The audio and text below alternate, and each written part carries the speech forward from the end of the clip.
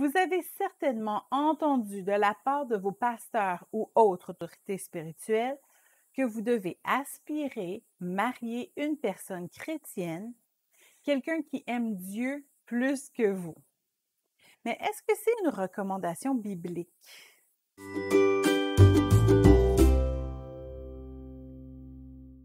Lorsque vous demandez à vos autorités spirituelles ce que Dieu dit concernant le choix d'un partenaire, elles vous diront la plupart du temps que vous devez choisir une personne qui a la même foi que vous.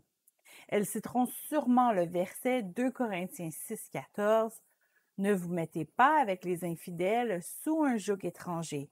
Car quel rapport y a-t-il entre la justice et l'iniquité, ou qu'y a-t-il de commun entre les lumières et la ténèbre? » Or, dans cette lettre, Paul ne parlait pas de mariage, mais bien de mélanger les religions mondaines à la foi en Christ. Toutefois, la recommandation que Paul fait aux Corinthiens pourrait aussi très bien s'appliquer au mariage. Dans l'Ancien Testament, Dieu n'approuvait pas les mariages entre les fils de son peuple et les filles étrangères. Vous pouvez voir ça dans Deutéronome 7, 3 à 6 ou Esdras 10, 10. Il est raisonnable de croire donc qu'il n'a pas changé d'opinion. Grâce à Jésus, son peuple est un peu différent, mais le principe demeure. Si vous êtes né de nouveau, que vous faites partie de son peuple, Dieu désire que vous choisissiez un partenaire du même peuple et donc de la même foi. Dans le chapitre 7 de la première lettre aux Corinthiens, Paul donne toutes sortes de recommandations aux couples mariés et aux célibataires. Il ne dit pas que ceux qui ne se sont jamais mariés et qui sont chrétiens devraient seulement épouser des chrétiens. Mais lisez bien ce qu'il dit aux veuves.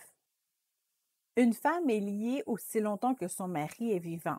Mais si le mari meurt, elle est libre de se marier à qui elle veut, seulement que ce soit dans le Seigneur. Paul tient à préciser à la fin du verset « seulement que ce soit dans le Seigneur », comme s'il était évident qu'un remariage devait se faire dans le Seigneur, comme un premier mariage. Lorsque Paul parle des couples où l'un des partenaires est chrétien et l'autre ne l'est pas, il parle des couples où l'un des partenaires s'est converti après s'être marié. Il ne conseille aucunement aux chrétiens de se marier avec des non-croyants. Il y a très peu de versets qui parlent des fréquentations et du choix d'un partenaire. Il faut donc passer par toutes ces explications pour arriver à discerner la volonté de Dieu.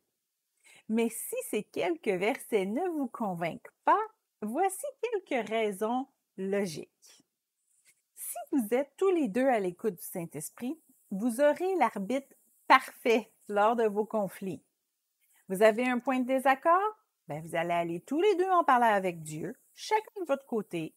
Dieu vous donnera la compassion pour considérer la position de votre partenaire et il vous donnera la solution parfaite, satisfaisante pour tous les deux. Vous éviterez de vous blesser l'un l'autre si vous vous reposez tous les deux sur le Saint-Esprit.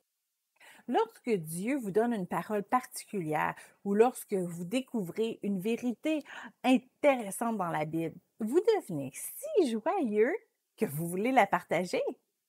Si votre partenaire ne peut pas comprendre vos découvertes parce qu'il n'est pas chrétien, votre joie s'éteindra rapidement. Pouvoir partager avec notre partenaire ce que nous découvrons et pouvoir demander son opinion sur des passages plus difficiles est nécessaire à notre croissance en Dieu. Si vous désirez avoir des enfants, vous voudrez partager à vos enfants votre foi. Mais si votre partenaire ne vous supporte pas dans l'édification spirituelle de vos enfants, lorsque vos enfants seront devant des doutes ou des moments de faiblesse, il leur sera beaucoup plus difficile de rester fermes dans leur foi. Si votre partenaire n'est pas croyant, comment comprendra-t-il votre implication? Peut-être désirera-t-il aller passer toutes les fins de semaine dans une maison de campagne, ou il n'aimera pas que vous avez le désir d'aller à l'église tous les dimanches.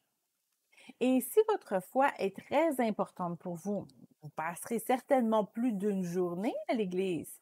Un soir pour les pratiques de chorale, un autre pour l'évangélisation ou des cours bibliques, en plus de votre assemblée dominicale.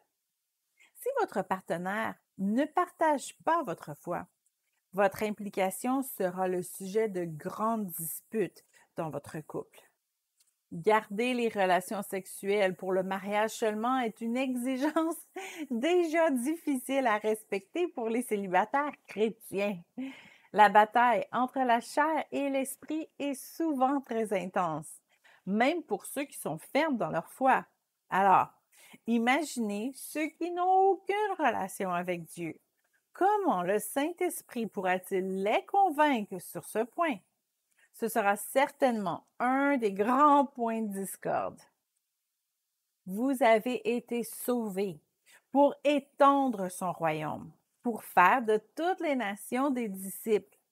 Cet appel sera très difficile à exécuter si votre partenaire ne partage pas votre foi.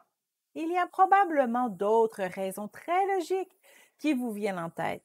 Et si vous demandez à Dieu qu'il vous parle par sa parole, il vous indiquera sûrement d'autres versets qui consolideront votre foi. Ne compromettez pas votre foi. Votre salut est plus important que votre statut social.